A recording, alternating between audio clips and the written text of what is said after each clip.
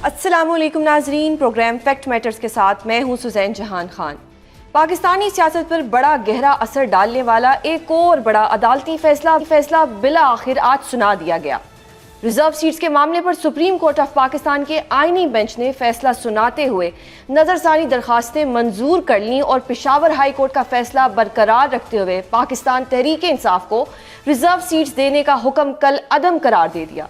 इस फैसले के बाद रिजर्व सीट्स अब पाकिस्तान मुस्लिम लीग नून, पाकिस्तान पीपल्स पार्टी और दीगर जमातों को मिलेंगी, जिसकी बदौलत वफाकी हुकूमत को 2/3 अक्सरियत हासिल हो जाएगी। ये इंतहाई अहम फैसला 7 जजेस ने अक्सरियत की बुनियाद पर सुनाया, जिनमें justice Aminuddin Khan, justice Musarrat Hilali, justice Naeem Akhtar Afghan, justice Shahid Bilal, justice Hashim Kakar, justice Amir Farooq और जस्टिस अली बाकर नशवी शामिल हैं। फैसले में कहा गया कि जस्टिस सलाहुद्दीन पंवर ने बेंच से अलहदगी इख्तियार की, जबकि जस्टिस आयशा मलिक, जस्टिस अकील अब्बासी ने इब्तदाई समात में ही रिव्यू दरखास्तें खारिज कर दी थी। पाकिस्तान तहरीक इंसाफ इस फैसले को मायूस कुन फैसला करार दे रही है, तो पाकिस्तान मुस्लिम लीग नून इसको जमहूरियत की फतह करार दे रही है। इस फैसले पर बात करेंगे। हमारे साथ मौजूद हैं वजीर आजम के मुशीर राना सनाउल्लाह। सर, बहुत शुक्रिया प्रोग्राम में अपना कीमती वक्त देने के लिए। आपकी जमात के लिए तो खुशखबरी पे खुशखबरी आ रही है। पहले तो PTI के अंदर लड़ाइयाँ होगी, बजट भी मंजूर हो गया, रिजर्व सीट्स का फैसला जो इतना बड़ा एक फैसला था, जो कि दीवार पर लिखा हुआ नजर आ रहा था कि PTI को नहीं मिलना, लेकिन 12 जुलाई को एक फैसला आया था जिसपे वजाहतें भी आई थी और कहा गया था कि जी PTI को ये सीट्स दी जाए। सर, उसके बाद 26वीं आईनी तरमीम आती है, कोर्ट पैकिंग का इल्जाम लगता है, आपकी जमात के ऊपर भी लगता है, और आज जो फैसला आता है उसके बाद अब PTI क्या करेगी? सर, रिजर्व सीट्स भी आपको मिल गई और अब सुना है कि 27वीं आईनी तरमीम भी आने वाली है, तो इतनी खुशखबरियां आपकी जमात के लिए। नहीं, देखें, इसमें खुशखबरी या बुरी खबर की बात नहीं है। जो अदालतों ने फैसले जो है वो कानून और आइन के मुताबिक करने होते हैं। ये पेशावर हाई कोर्ट का बड़े सीनियर 5 जजेस का जो है वो एक मुत्तफ़िका यूनानिमस जो है वो डिसीजन था, और उन्होंने लॉ को बड़ी सराहत के साथ जो है वो उसकी वजाहत की थी। उसके बाद सुप्रीम कोर्ट ने एक फ़ैसला किया और उसमें उन्होंने जो है वो चीज़ों को एक और अंदाज से जो है वो एक्सप्लेन करने की कोशिश की, जो कि उस वक्त भी लॉ नोइंग लोगों को नज़र आ रहा था कि ऐसा कानून में और आइन में तो है नहीं, और किसी भी कानून और आइन की किसी भी आर्टिकल को अदालत जो है वो अपने तौर पे जो है वो ना उसमें इजाफा कर सकती है ना उसमें कमी कर सकती है। लेकिन बदकिस्मती से सुप्रीम कोर्ट के इससे पहले भी फैसले आर्टिकल 63A में भी एक फ़ैसला आया था, जिसमें ये कहा गया था कि वोट डाला जाएगा, गिना नहीं जाएगा, काउंट नहीं होगा, सज़ा दी जाएगी। बिल्कुल। तो ऐसे फैसले जो है वो इससे पहले भी आते रहे हैं। अब देखें, इसमें कोई जितना मर्ज़ी वावेला करे, लेकिन एक आम फहम आदमी जो है वो मखसूस नशिस्तों का की जो स्कीम है हमारे कॉन्स्टिट्यूशन में, वो आर्टिकल 51 और 106 आप पढ़ लें। उसके बाद फिर इलेक्शन लॉ है, उसके बाद जो है वो इलेक्शन कमीशन के रूल्स हैं। किसी जगह भी आप ये जो है वो यानी इशारतन भी आपको कोई ऐसी चीज़ नहीं मिलेगी कि ये मखसूस सीटें जो हैं ये किसी ऐसी जमात को, जिस जमात ने ना तो इलेक्शन लड़ा हो, ना उसका पार्लियामेंट में कोई वजूद हो, और अपने कैंडिडेट्स को जो है वो पेपर फाइल करें, और उसके बाद उनका इलेक्शन के बाद उनका जो असम्बली के अंदर उनका जो नंबर होगा, उस नंबर की रेशो से उनको जो है वो मखसूस नशिस्तें जो है वो अलाट होंगी। बिल्कुल, वो मिसाल के तौर पे मौजूदा स्कीम मिसाल के तौर पे मौजूदा स्कीम में अगर एक असम्बली की जो है वो 100 सीट है, उसमें 40 के ऊपर जो है वो मुख्तलिफ जमातें कामयाब होती हैं, और 60 सीटों के ऊपर आज़ाद उम्मीदवार जो है वो कामयाब हो जाते हैं। उन आज़ाद उम्मीदवारों को 3 दिन के अंदर अंदर उन जमातों में शामिल होना होगा जिन जमातों के पास वो 40 सीटें हैं, और उस जो उनका नंबर फाइनल होगा उसकी रेशो से मखसूस नशिस्तें अलाट होंगी। अगर ये 60 के 60 जो हैं ये आज़ाद ही रह जाते हैं कि जिन्हें जी हमने नहीं किसी में शामिल होना, तो क्या फिर वो सीटें कम हो राजा जाएंगी? साहब, मैं नहीं, आपकी हर वो बात से फिर उन इत्तेफाक करती 40 को ही अलॉट होंगी। जी, लेकिन जो 12 जुलाई को फैसला आया था लास्ट ईयर, तो जब वो फैसला आया था, क्या तब के जजेस को इतना अंदाजा नहीं था कि वो एक फैसला दे रहे हैं जो गलत दे रहे हैं, जो कि 26वीं आईनी तरमीम आने के बाद आज जो एक फैसला आया वो सही है, और 12 जुलाई वाला फैसला इंप्लीमेंट नहीं हुआ, ये भी याद रखा जाएगा तारीख में, लेकिन जो आज फैसला आया है वो जल्दी इंप्लीमेंट हो जाएगा? देखें, बात ये है कि कॉन्स्टिट्यूशन सामने है, लॉ सामने है, हर बंदा जो है उसे पढ़ सकता है, देख सकता है और अपनी समझ के मुताबिक ये कह सकता है या इसको रद्द कर सकता है कि ये फ़ैसला या वो फ़ैसला या इनमें से कौन सा फ़ैसला in accordance with law and constitution था। देखिए, फ़ैसला तो वो भी था कि 63A में उन्होंने कहा कि आप वोट डालेंगे, वोट आपका गिना नहीं जाएगा, लेकिन आपको जो है वो नाअहल भी कर दिया जाएगा। तो उसके मतलब हर बंदे ने तो सर, जो पनामा केस हुआ था, क्या वो भी लॉ एंड कॉन्स्टिट्यूशन के फैसला मुताबिक है? था? लेकिन ये फैसला जो है ये in accordance with law and constitution नहीं है। सही सर, मैं जानना चाह रही हूँ कि फिर वो जो पनामा केस में मोहतरम नवाज शरीफ साहब को डिस्क्वालीफाई किया गया था लाइफ टाइम के लिए, तो फिर क्या वो भी आइन के मुतफक्के था, या वो भी आपको लगता है कि वो गलत फैसला था क्योंकि वो आपकी जमात के साथ था? आज जो PTI के साथ हो रहा है वो कॉन्स्टिट्यूशन की रोशनी में हो रहा है। नहीं, देखें, बात ये है कि वो फैसला ये था कि आपने बेटे से तनख्वाह लेनी थी तो आपने ली नहीं है, लेकिन वो ले तो सकते थे ना आप, तो लिहाजा आपने उसे क्यों नहीं अपने जो है वो एसेट्स में ज़ाहिर किया कि ये तनख्वाह भी जो है वो मेरा एसेट है। तो इसके ऊपर भी फिर सभी ने जो है वो तबसरे और सभी ने बातें की। तो मामला ये है कि अदालती फ़ैसला बहरहाल अदालत का फ़ैसला होता है, उसने इम्प्लीमेंट होना होता है और उस वक्त तक उसने कायम रहना होता है जब तक कि वो रिव्यू ना हो या उसके या अपील में सेटिस्फाइड ना हो। लेकिन फैसले तो खैर तारीख में राना साहिब, आप खुद भी लॉयर हैं, आप कानून मुझसे बेहतर जानते हैं, दुनिया में भी कहीं ना कहीं होते रहते हैं। जी, आप खुद लॉयर हैं, आप कानून मुझसे ज़्यादा जानते हैं, आप ये पॉलिटिकल विक्टिमाइजेशन का हिस्सा भी रहे हैं, आपके ऊपर भी भोंडे केसेस बने।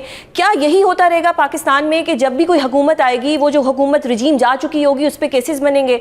अगर ऐसा ही हाल है तो फिर पाकिस्तानी लोग जो हैं, अगर वो दूसरे ममालिक जा रहे हैं तो फिर तो वो ठीक कर रहे हैं, क्योंकि आपकी जमात के ऊपर एक इल्ज़ाम लगता है कि काजी फाइज ईसा से लेके बल्ले का निशान छीनने तक, फिर 8 फरवरी को जो हुआ उसके बाद जो आप लोगों के ऊपर एक इल्ज़ाम लगा, फिर 26वीं तरमीम और आज का फैसला, तो ये तो फिर इसी तरह चलता रहेगा, पॉलिटिकल विक्टिमाइजेशन होती रहेगी। तो इसमें आवाम का क्या होगा सर? अगर PTI इतनी बुरी है और PTI की वजह से आए दिन रोज इतने मसले होते हैं, तो इस जमात को बैन क्यों नहीं किया जाता?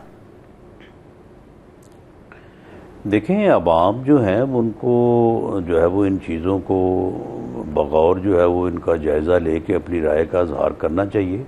पॉलिटिकल विक्टिमाइजेशन तो उन्हीं लोगों की होते हैं जो पॉलिटिक्स करते हैं। सियासी जमातों की जो है वो पॉलिटिकल विक्टिमाइजेशन करती हैं, और इसका एक ही हल है कि सियासी जमातें जो हैं वो टेबल पे बैठे, सर जोड़ें और अपने उन पॉलिटिकल इश्यूज़ को रिज़ॉल्व करें जो किसी तनाज़े, किसी जो है वो कॉन्फ्लिक्ट या किसी भी विक्टिमाइजेशन का जो है वो सबब बनते हैं। वो जो नैब लाज हैं उनके ऊपर जो है वो इत्तफाक राय पैदा करें, वो इलेक्शन रूल्स को जो है वो बेहतर करें, वो इलेक्शन कमीशन को जो है वो अबव बोर्ड करें, वो तमाम चीज़ें जो है वो टेबल पे बैठें और बैठ के इन चीज़ों को रिजॉल्व करें। पूरी दुनिया ने ऐसे किया है, कोई पाकिस्तान में कोई अनोखा काम तो नहीं होना। पूरी दुनिया ने अपने पॉलिटिकल इश्यूज को जो है वो टेबल पे बैठ, लेकिन सर कोई नून लीग की तरफ से कोई ऐसा जेस्चर नहीं दिया जा रहा कि वो टेबल पे आके बैठे, जब फैसले भी अब PTI के खिलाफ ही हो रहे हैं। नहीं, हम तो जेस्चर देते देते हमें तो 14 साल हो गए, यानी 2011 सर, अगर आज उनको सीट्स मिल जाती तो एक जेस्चर चला जाता। नहीं, तो मामला ये है कि जेस्चर तो अपना जो है वो टेबल पे बैठ के इश्यूज को रिजॉल्व करने का है ना।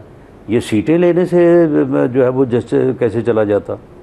हम तो पिछले 14 साल से, जब वो हमें जेलों में ठोंस रहे थे, हमारे ख़िलाफ़ कैपिटल पनिशमेंट के यानी झूठे मुकदमे बना रहे थे, हमें सज़ाए मौत देने के, वो बना रहे थे, हम उस वक्त ही उनको कहते थे कि जी आएँ, तो बैठे। राना साहिब, अब क्या आपकी जमात बदला ले रही है? आएँ चार्टर ऑफ इकॉनमी करें, आएँ चार्टर ऑफ जो है वो डेमोक्रेसी करें। उस वक्त वो कहते थे कि नहीं, मैंने तो आपको छोड़ना ही नहीं है, मैं आपके साथ क्यों बैठूं, आप तो सब चोर हैं, डाकू हैं, गलत लोग हैं, मैं जो है वो सही हूँ, बाकी सारी दुनिया गलत है। लेकिन सर आज वो जो मैं कहते थे वो जेल में है। जब वो अपोजिशन में है, नहीं तो मामला ये है कि जेल में वो हैं, तो वो क्या वो 190 मिलियन जो है वो मैंने अपने अकाउंट में जमा करवाया है। एक और भी सर है कि अगर 190 में उनको कोई रिलीफ मिलता भी है, ट्रस्ट वाली 450 कनाल जगह जो है वो मैंने अपने नाम अलॉट करा के मुकदमा उन पे तो नहीं बना दिया ना। ठीक हो गया सर। अभी एक और भी स्पेकुलेशन है कि अगर उसमें इनको रिलीफ मिलता है, नाम तो नहीं लग गई, तो 9 मई के केसेस में खान साहिब को अंदर रखा जाएगा और फिर जो सिविलियंस का मिलिट्री ट्रायल होगा, फिर वहां से भी खान साहिब के लिए सख्तियां बढ़ेंगी। तो ये तो फिर आए दिन कोई ना कोई केस बनता रहेगा। नहीं तो फिर बात ये है कि 9 मई जो है, आप मुझे बताएं कि 9 मई नहीं हुआ। जी बिल्कुल हुआ है सर, बिल्कुल हुआ है। 9 मई को फरिश्ते आगे कर गए थे, लोगों की ऑडियो वीडियोस मौजूद हैं, लोग खुद जुम्मे ले रहे हैं कि जी आग मैंने लगाई है, ये काम मैंने किया है, वो काम फलाने किया है। तो मामला ये है कि जब एक जुर्म होगा, जब एक अमल होगा, तो उसका रद्द अमल तो होगा ना। दुरुस्त। सर आप क्या कहेंगे, तो आपकी जमात को भी जिस हम हुकूमत में है, वो अपोजिशन में है, हम तो आज भी उनको कहते हैं कि आए बैठें। आप ये ऑफर आज भी करा रहे हैं, आज की तारीख में, कि आए बैठें इशू रिजॉल्व करते हैं? ये कल की बात है। कल जब बजट पास हुआ है तो प्राइम मिनिस्टर ऑफ पाकिस्तान मियां शहबाज शरीफ उनकी सीटों पे गए हैं, बिल्कुल हाथ मिलाया साहब से, उमर अयूब साहब से, उनसे हाथ मिलाया, उनको कहा है कि हमें इश्यूज के ऊपर बैठना चाहिए, हमें बात करनी चाहिए। दुरुस्त सर, आपने तो दिल बड़ा किया, हाथ मिलाया ऐसी जमात पर जो आए दिन आप पे इल्जामात लगाती है, लेकिन उसी जमात के लोग कहते हैं कि शहबाज शरीफ साहब ने ये पार्टी में मजीद फूट डलवा दी। ऑलरेडी पार्टी फूट का शिकार थी, लेकिन उन्होंने जब हाथ मिलाया और ऐसे वक्त पे जब बजट मंजूर हुआ, तो उससे तो बैरिस्टर गौहर पे और असद कैसर पे और इल्जामात लग गए हैं। देखें, वो दरअसल वो इल्ज़ामात जो हैं, इन्होंने जो एक गाली गलोच ब्रिगेड बनाया था ना, दूसरों को गालियां देने के लिए, दूसरों की बेइज्जती करने के लिए, दूसरों की इंसल्ट करने के लिए, ये देखें ये कानून कुदरत है, वो अब इनके अपने गले पड़ा हुआ है। वो अब देखें, उन्होंने कल हाथ मिला लिया, वो गाली गलोच ब्रिगेड जो है वो अब उनकी बेइज्जती कर रहा है। तो इस तरह से तो जमातें नहीं चलती हैं और ये रवैये दुरुस्त नहीं है। सही। तो सर अब अगर पीटीआई किसी अदालत में जाना चाहे तो वो कहाँ जाएगी? अब तो अल्लाह की अदालत ही बची है। जी बिल्कुल, मेरा ख्याल है कि उन्हें अपने ज़मीर की अदालत में जाना चाहिए और अपना एहतसाब करना चाहिए। उन्हें तस्लीम करना चाहिए कि हमने जब सुन्नी तहरीक कौंसिल में बतौर सियासी जमात शामिल होने का फ़ैसला किया था, तो हमने ना आइन पढ़ा ना कानून पढ़ा, और वो हमसे गलती हुई और उस गलती के नतीजे में हमें ये नुकसान हुआ है। उन्हें अपना एहतसाब करना चाहिए ताकि आइंदा वो सही फैसले करने की पोजीशन में आए। दुरुस्त। सर आपने बात की कि ये गालम गलोच करते हैं, माजरत के साथ अभी रिसेंटली आज़म नज़ीर तारड़ जो कि खुद एक कानूनदान है, आप भी कानूनदान हैं और वो बड़ी एक अच्छी पर्सनैलिटी रखते हैं, उन्होंने कुछ रिमार्क्स दिए। डोंट यू थिंक कि उनको ऐसे रिमार्क्स नहीं देने चाहिए थे खान साहिब की मुलाकात को लेकर और उनकी अहलिया को लेकर? नहीं, देखें, मेरी इंफॉर्मेशन के मुताबिक मैं कंफर्म नहीं हूँ कि अगर मियाँ बीवी एक कैद में हो या कोई आदमी अगर लंबी कैद में हो, तो जेल मैनुअल जो है उसमें ये गुंजाइश है कि उन मियाँ बीवी को वक्त गुजारने की जो है वो इजाज़त दी जा सकती है। सर लफ्ज़ों को चुनाव था ना, जैसे आपने कहा वक्त गुजारना, उनके लफ्ज़ कुछ अल्फाज कुछ ठीक नहीं लगे। जेल नहीं, उन्होंने यही कहा था कि उनको इकट्ठे जो है वो वहाँ पे रहने का मौका जो है वो दिया जाए, अगर ये मेरे इख्तियार में हो। ह्यूमन राइट्स के ऊपर वो बात कर रहे थे, जवाब दे रहे थे। सही। तो इसमें जो है वो ये एक दफ़ा ये एक कोशिश भी हुई थी कि जेल्स में एक ऐसी जो है वो प्रिवियन क्रिएट की जाए कि जो लंबी कैद में लोग हैं तो उनकी फैमिलीज़ को उनके साथ कुछ अरसा जो है वो रहने का इंतज़ाम किया जाए। अब देखें ना, अगर एक आदमी जो है वो जुर्म करता है, उसकी सज़ा में उम्र कैद उसे हो जाती है, तो उसकी बीवी का तो कोई कसूर नहीं है, उसकी फैमिली का तो कोई कसूर नहीं है ना। सही सर, अभी कोई 27वीं तरमीम भी आ रही है, ये स्पेकुलेशंस हो रही है, वो इंसाफ है क्या जी? कोई 27वीं तरमीम भी अब आएगी? बहरहाल इसमें 27वीं तरमीम के मतलब कोई ऐसा कोई बात, कोई कंसिडरेशन या कोई अमल तो मौजूद नहीं है, लेकिन बहरहाल पार्लियामेंट तरमीम कर सकती है जब भी करना चाहे। बहुत शुक्रिया सर प्रोग्राम में अपना कीमती वक्त देने के लिए। हामिद खान साहिब, आप ये केस कर रहे थे, आपकी मौजूदगी थी उस केस के अंदर। एक दफ़ा हमने देखा कि जजेस थोड़ा सा बरहम भी हुए आपके ऊपर, लेकिन अगर मैं पहले बैकग्राउंड की बात करूं तो 12 जुलाई को एक फैसला आता है जो सुप्रीम कोर्ट ही देती है, फिर उसकी 2 वजाहतें भी आती हैं जो कि इलेक्शन कमीशन ऑफ पाकिस्तान को दी जाती हैं, लेकिन उस फैसले के ऊपर कोई अमल दरामद नहीं होता। आज एक और फैसला आता है, वो भी सुप्रीम कोर्ट का ही आता है। बतौर वकील आप किस तरह देखते हैं कि सुप्रीम कोर्ट में एक फैसला आया और उसके बाद सुप्रीम कोर्ट का एक दूसरा फैसला आया, पहले फैसले पे इंप्लीमेंट नहीं किया गया, दूसरे फैसले पे इंप्लीमेंट कर दिया गया, ये सब क्या हो रहा है? फिर तो अदलिया पे जो इल्जामात लगते हैं कोर्ट पैकिंग के, क्या वो दुरुस्त लगते हैं?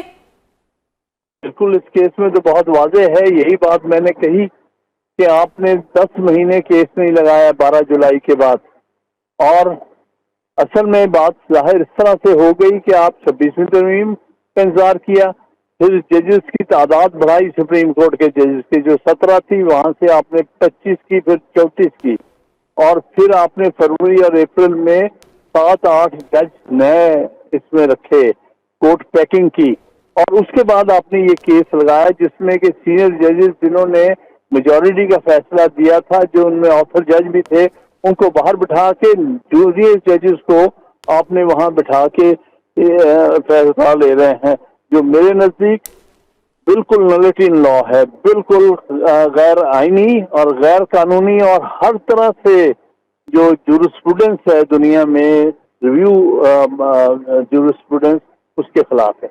तो सर क्या कानून या जुडिशरी इस्तेमाल होती रहेगी, जो भी जमात आएगी वो कोर्ट पैकिंग करेगी और जजेस इस्तेमाल हो जाएंगे? अगर यही सब होता रहेगा तो अवाम इंसाफ के लिए कहां जाएगी? यही सबसे बड़ी ट्रेजेडी। हम क्यों कहते हैं 26वीं तरमीम जो है ये बिल्कुल गैर आईनी है, इसने आइन का हुलिया बिगाड़ दिया है। इसीलिए तो मैंने कहा, आज भी वो बिगड़ रहे थे, मैंने कहा पहले 26वीं तरमीम पर हमने जो पिटीशंस की हैं कि ये 26वीं तरमीम जो है आइन के बुनियादी ढांचे और बुनियादी फीचर्स के खिलाफ है, पहले ये सुनिएगा, उसके बाद फिर कोई और केस वाले केसेस सुनिएगा।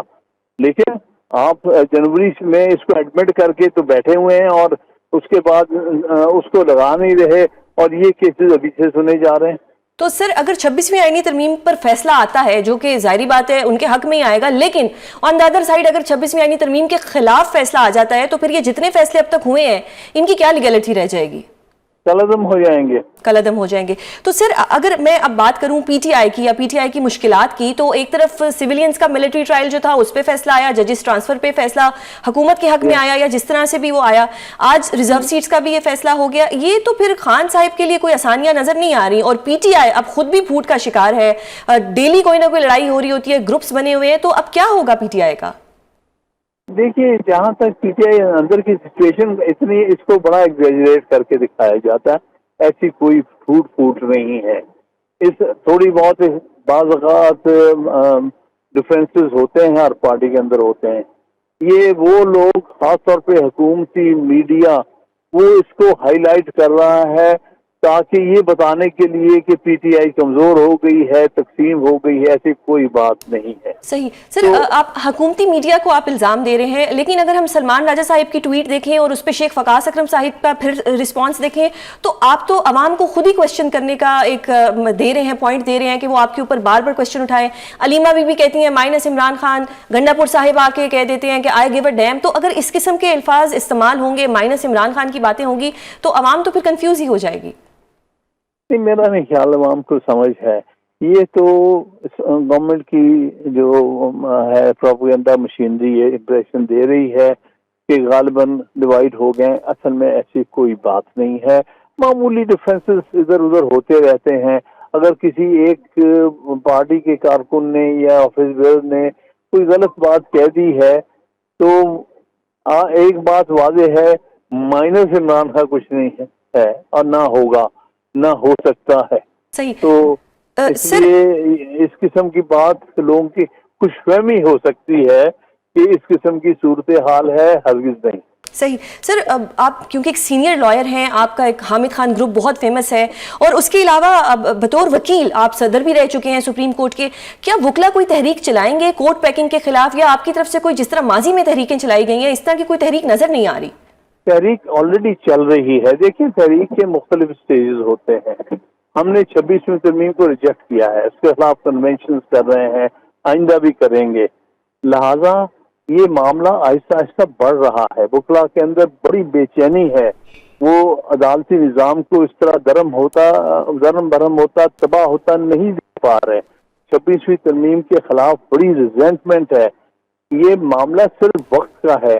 वकला की तहरीक इंशाल्लाह जोर पकड़ेगी छुट्टियों के बाद। सर, आपने वकला की तहरीक की बात की। अगर मैं इस्लामाबाद हाई कोर्ट के जो सदर हैं वाजिद गिलानी साहब, उनकी बात करूं तो उन्होंने एक तरह से वोट तो लिया पीटीआई के नाम पे, लेकिन ऑल ऑफ सडन फिर उन्होंने यू टर्न मार लिया।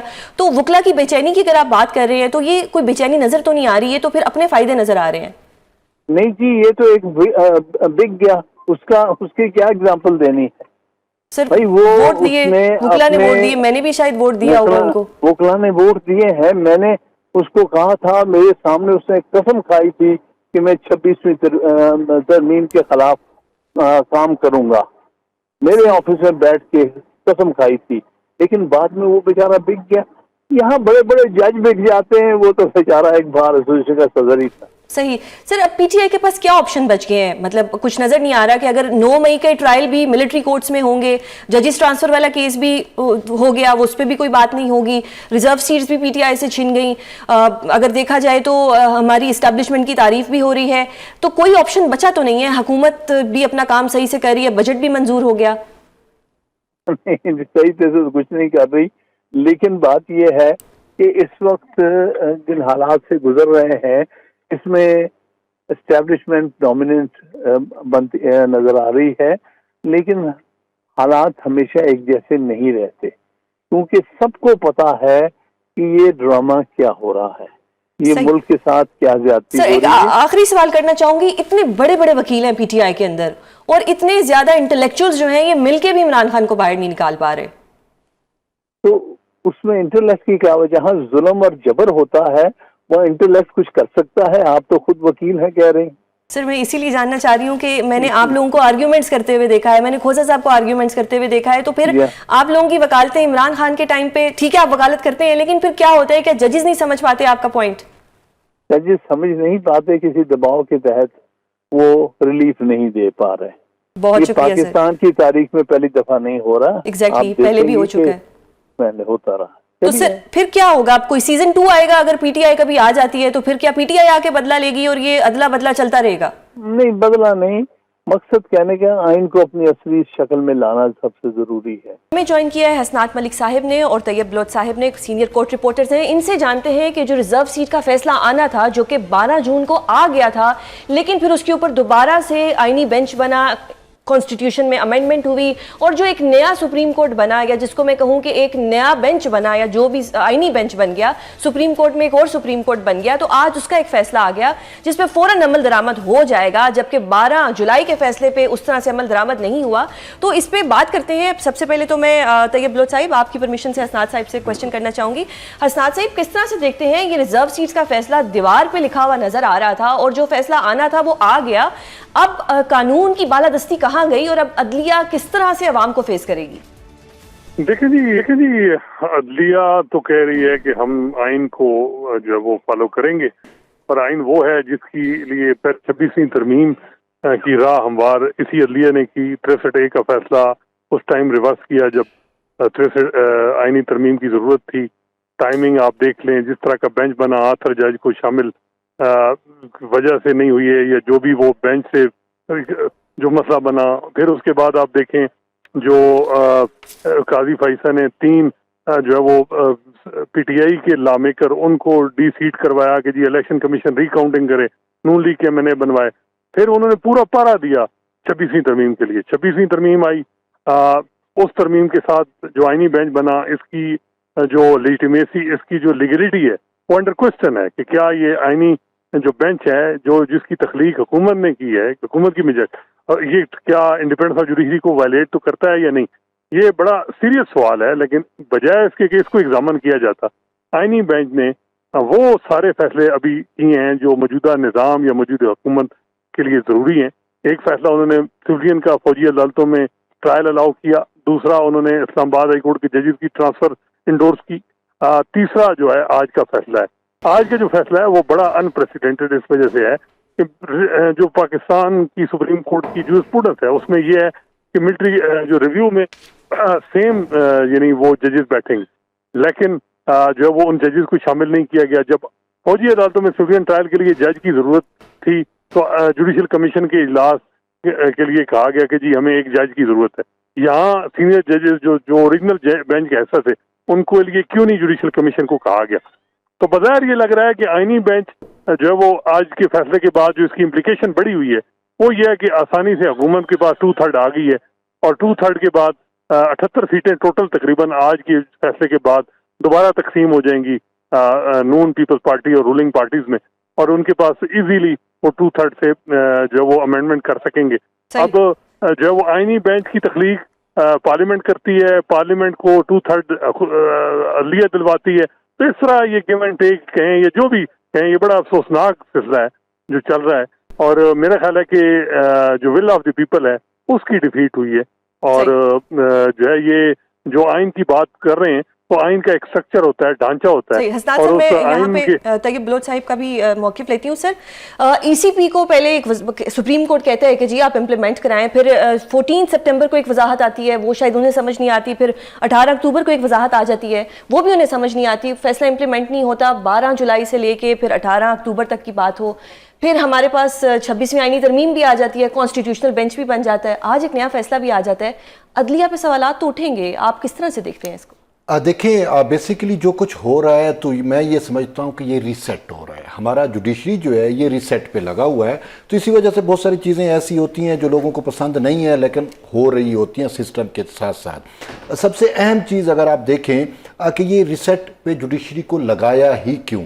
मुझे आज भी याद है कि जब 18वीं तरमीम पास हुई थी तो आपको पता है, हमें पता है कि 18वीं तरमीम में जजेस का अपॉइंटमेंट का तरीकाकार डिफरेंट था, लेकिन उस टाइम पार्लियामान का बाजू मरोड़ के, बकौल आसिफ अली जरदारी साहब के बाजू मरोड़ के हमें ब्लैकमेल करके जो है वो जुडिशरी ने इख्तियारात अपने पास गिरवी कर ले लिए, ग्रैब कर लिए।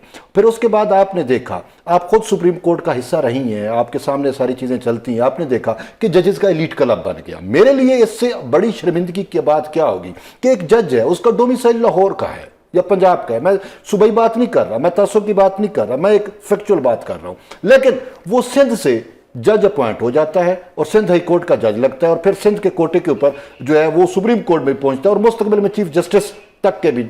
तो इतना कुछ हुआ, जज का बेटा जज लग रहा था।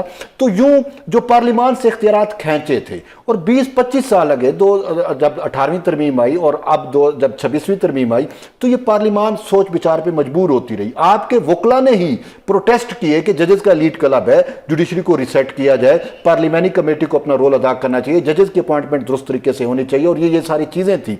तो फिर पार्लियामान ने आके अब किया क्या है कि उसी जुडिशियल कमीशन के अंदर पार्लियामानी कमेटी जिसका अलग वजूद था उसको उसमें शामिल कर लिया 26वीं तरमीम के जरिए, और 26वीं तरमीम के जरिए चीज़ों को रिसेट किया। मुझे आप बताएं कि कौन सी ऐसी अदलिया है कि मुंतखब जो असम्बली का वजीर आज़म होता है, जिसको 2/3 की अक्सरियत से मुंतखब किया जाता है, वजीर आज़म बनाया जाता है, उसको 2 या 3 जजेस जो है वो उठा के बाहर फेंक देते हैं कि यू आर नो मोर, जो है वो आप जो है चीफ एग्जीक्यूटिव नहीं रहे रियासत के, आप वजीर आजम नहीं रहे। यूसुफ गिलानी का फैसला देखें या खुद नवाज शरीफ को नायल किया गया, इवन इमरान खान, ये सारी चीजें होती रही। रिवर्स भी हो गई। देखिए, यानी कि सीजन 2 आते हैं, जो भी नई हुकूमत आती है वो आके अदलिया को फुली कोर्ट पैकिंग का अगर इल्जाम लगता है तो किसी वजह से ही लगता है। माजी में भी देखा जाए, अब भी देखा जाए तो कोर्ट पैकिंग होती है। फिर अवाम किससे इंसाफ मांगेगी अगर कोर्ट पैकिंग ही होती रहेगी? बेसिकली बात यह है कि अवाम के लिए सुप्रीम कोर्ट है, अवाम के लिए जुडिशरी है, लेकिन हमारी अगर जुडिशरी कॉन्स्टिट्यूशनल मैटर्स सुनने में बैठ जाती थी, पोलिटिकल मैटर सुनने बैठ जाती थी, और जो आम साइलिन के मुकदमा थे वो मुतासर होते थे। तो इसी वजह से एक कंसेप्ट दे दिया गया constitution constitutional matter, political matters, 184(3) के मैटर, ये मैटर जो है वो कॉन्स्टिट्यूशन बेंच सुनेगा और बाकी सुप्रीम कोर्ट रेगुलर चलती रहेगी। और हम देख भी रहे हैं कि जब से ये मामला आया, ये 26वीं तरमीम आई, चीजें आई, तो कितने जो है वो सुप्रीम कोर्ट पे मुकदमात का बोझ कम हुआ। अच्छा हुआ, ये अच्छी बात है, बनना चाहिए था। मैं ये नहीं, देखें, मैंने चीफ जस्टिस याह्या अफरीदी से एक सवाल किया, वो हाल ही में तुर्की से होके आए और बाकी ममालिक से होके आए, जो जब टर्किया से वापस आए तो मैंने उनसे पूछा कि आप टर्किया में गए थे, वहां पे जो टर्किया की कॉन्स्टिट्यूशनल कोर्ट है वो जो है पिछले 30-40 साल से काम कर रही है, तो हमारे यहाँ तो अब बनी है, आप क्या देखते हैं इसको? तो उन्होंने कहा ये मैं आपका सवाल रिजर्व करता हूँ, इसका बाद में जवाब दूंगा। जो मुहज़्ज़ब दुनिया है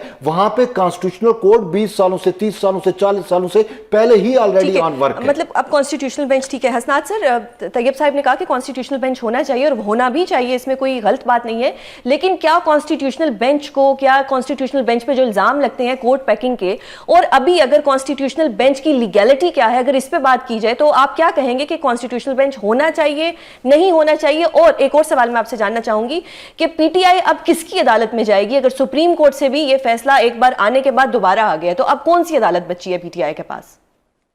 देखिए जी, एक तो तैयब बात कर रहे थे कि जी माल का जो निज़ाम है उसमें वज़ीर-ए-आज़म घर भेजे गए, जो कोई किए, वहाँ भी अदलिया किसी के इशारे पे फैसले कर रही थी और उस वक्त जुडिशल एक्टिविज्म ज़रूरत थी, अदलिया से करवानी ज़रूरत थी, तो इनसे जुडिशल एक्टिविज्म कराया गया, सियासतदान कमज़ोर कराए गए। अब जो है वो और सिलसिला है, असल मामला है वो कि सियासी वो है विल ऑफ द पीपल, उनके मैंडेट कि अगर उस वक्त गलत हो रहा था तो इसका मतलब ये नहीं है कि अगर अब आप देखें कि मौजूदा निज़ाम से 50 के करीब जज लगे हैं, इनमें देखें कि ये जजेस जो हैं वो जो लगे हैं, इनकी एफिलिएशन जरा चेक करें कि क्या क्या सूरत हाल है। फिर ऐसे ऐसे जज सुप्रीम कोर्ट में आए जिनमें हुकूमती लोगों ने कहा कि इनकी इंटीग्रिटी, इनके बारे में तसव्वुर बार में भी और बेंच में ठीक नहीं है। फिर क्या वजह है कि उन्होंने यू टर्न दे के फिर उन जजेस को सुप्रीम कोर्ट ले आए? तो मामला ये है कि यहाँ असल मामला ये, और दूसरा जो आईनी बेंच का सवाल है, आईनी बेंच का सवाल बिल्कुल आईनी बेंच होना चाहिए, लेकिन आईनी बेंच बनाने का इख्तियार एग्जीक्यूटिव के पास नहीं होना चाहिए। अगर आप देखें जुडिशल कमीशन ये जो बात कर रहे हैं 18वीं तरमीम में, 18वीं तरमीम में इस तरह की सूरत हाल में ये जो है वो जो इस वक्त सूरत हाल है, वहाँ जजेस की तादाद कम थी जो और फिर 19वीं तरमीम कराई गई, बढ़ा के किया गया, और फिर लेकिन इस वक्त जो सूरत हाल है कंप्लीट डोमिनेंसी है एग्जीक्यूटिव की अदलिया पे, चाहे वो जजेस की अपॉइंटमेंट हो, किसी जज ने सुप्रीम कोर्ट आना हो तो उसमें खुशनुदी हासिल करनी है हुकूमत की या जो वो निज़ाम की, उसके अलावा वो सुप्रीम कोर्ट में वो जज नहीं आ सकता क्योंकि जुडिशल कमीशन में मेजॉरिटी हुकूमत की है, मौजूदा जो रूलिंग पार्टीज हैं पार्लियामेंट में उनकी है। इसी तरह किसी जज ने आईनी बेंच में बनना है। अब मुझे बताएं, एक जज जो है वो सुप्रीम कोर्ट में डिबेट हुई, अगले दिन ही आईनी बेंच में कहा गया कि जी मुझे चाहिए अमीनुद्दीन खान साहब ने, और उनको लाया गया।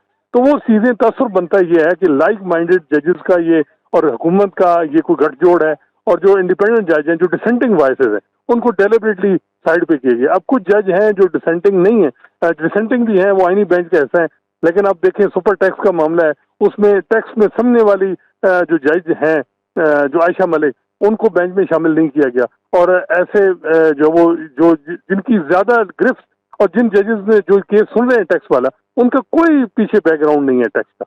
तो ये वो चीजें हैं जिससे तस्वर बनता है कि ये कोई गठजोड़ है, एग्जीक्यूटिव की डोमिनेंस है। तो सर अब पीटीआई किसकी अदालत में जाएगी? अल्लाह की अदालत में कहां पर? क्योंकि सुप्रीम कोर्ट के पास तो कोई अदालत नहीं रह जाती। देखिए पीटीआई, अब मेरा ख्याल है कि निज़ाम मौजूदा जो हुकूमत है वो इस वक्त स्ट्रांग पोजीशन में है। पीटीआई के पास अब बड़े लिमिटेड ऑप्शन है कोई, बल्कि मेरा ख्याल है कि उनके पास अदलिया हो, और अभी 9 मई के केसेस के भी फैसले जल्द आ जाएंगे।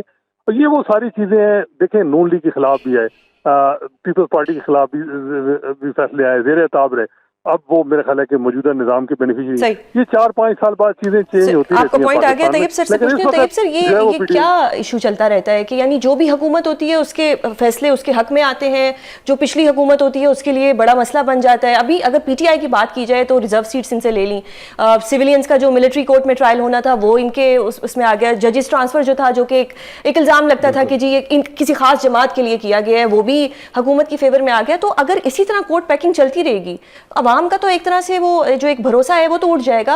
अब क्या होगा? ये सारी कहानी किस तरफ जा रही है कि इतना ज्यादा हेट है पीटीआई के लिए, और ये माजी में भी होता रहा है कि मतलब हाँ, लेकिन अगर सीजन 2 आता है, वो अभी नजर नहीं आ रहा, तो सीजन 2 में तो फिर सबके लिए मसला बनेगा। देखिए, मैं आपको बताऊं कि पहली दफ़ा ऐसा हुआ कि हुकूमत वक्त और शायद जुडिशरी हमें एक चीज़ सफ़े पे या एक तरतीब के साथ नज़र आए, लेकिन माजी की अगर हम बात करें कि जब 2008 में पीपल्स पार्टी की हुकूमत थी, आपको याद है इफ्तिखार चौधरी सुमोटो पे सुमोटो लेके पूरी हुकूमत को उसने अपहाइज किया हुआ वो था। भी एक दौर था, अभी था। भी वही दौर अच्छा, है। फिर जब नवाज शरीफ की हुकूमत थी तो नवाज शरीफ वजीर आजम थे और उसके खिलाफ पनामा केस का फैसला आ रहा था, ठीक है ना, तो उस टाइम हुकूमत और जुडिशरी अलग अलग थे।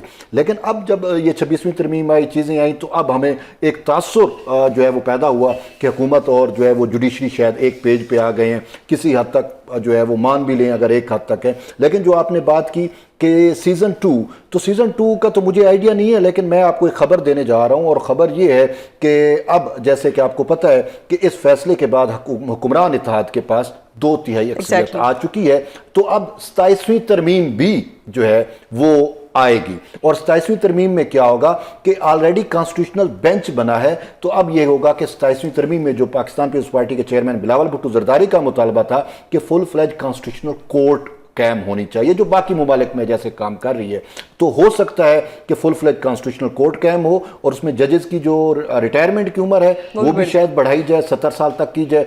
तो यूं एक पूरा जो सिस्टम है, जुडिशरी का सिस्टम है, जो मैं रिसेट की बात कर रहा था, वो टोटल जो है वो एक यकसर तब्दील होके एक नया हमें सेटअप नजर आएगा, जिसमें ये जुडिशरी अलग होगी जो रेगुलर है और दूसरी अलग होगी। और बाकी पीपल्स पार्टी पीटीआई के खिलाफ जो आपने नफरत की बात की है, तो बात यह है कि पीटीआई की इसमें अपनी ही गलतियां हैं। देखें, आप जो है वो किसी के साथ तो सारे इल्जाम उन पे हो आप किसी के खिलाफ आपका जाती बुग़्ज़ है, जाती अनाद है, तो उसको आप कौमी मंजरनामे पे या सियासी मंजरनामे पे ना लाएं। और पीटीआई के बानी ने ये कुछ करके अपनी ही जड़ें उसने मैं इस डिबेट को लंबा करना चाह रही हूँ, पर प्रोड्यूसर साहब बार बार वाइंड अप का कह, सर ने खबर भी दे दी कि 27वीं आईनी तरमीम आने वाली है और पीटीआई के लिए कोई नजदीक में कोई भी रिलीफ नहीं मिल रहा, वो आपस में भी लड़ रहे हैं। तो देखते हैं अब क्या होने वाला है पाकिस्तान की सियासत में। बहुत शुक्रिया सर आपका प्रोग्राम में अपना कीमती वक्त देने के लिए। हसनात साहिब आपका भी बहुत शुक्रिया। नाज़रीन, प्रोग्राम का वक्त खत्म होता है, कल आपसे दोबारा मुलाकात होगी। अपना बहुत ख्याल रखिएगा। अल्लाह हाफ़िज़।